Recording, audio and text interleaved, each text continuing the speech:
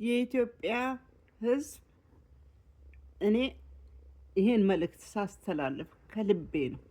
ምክንያቱም እኔ አስታውሳለሁኝ በ1995 96 የቅንጅት ዘመን ቅንጅት ምርጫ ጊዜ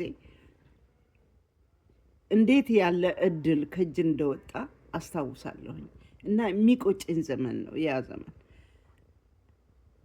አሁን እሱን ሳስብ የኢትዮጵያ ሕዝብ በፊቱ ያለው የምርጫ ጊዜ አይቶ ማን እንደሚመርጥ የሚወስንበት እድል በፊቱ ቀርቦለት አማርጦ እከሌ ይበጀኛል ማለት የሚችልበት እድል በፊቱ ቀርቦለት ባይመርጥ ይቆጨኛል ትክክለኛውን ተመራጭ።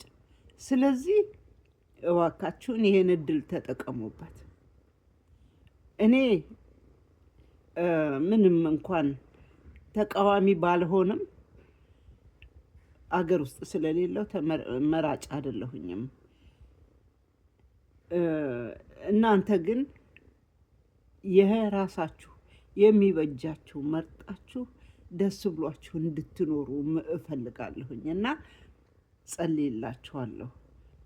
እኔ በዚህ ጊዜ የማንም ተቃዋሚም አይደለሁኝም ደጋፊም ነኝ ልላችሁ አልችልም። ምክንያቱም መራጭ አይደለሁም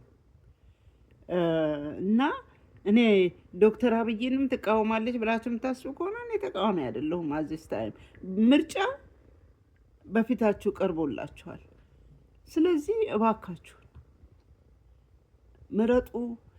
በምርጫ ውጤት ደግሞ ተስማምታችሁ ሰላማዊ የሆነ የስልጣን ሽግግር እንዲሆን ጸሎቴ ነው። ጸልያለሁ።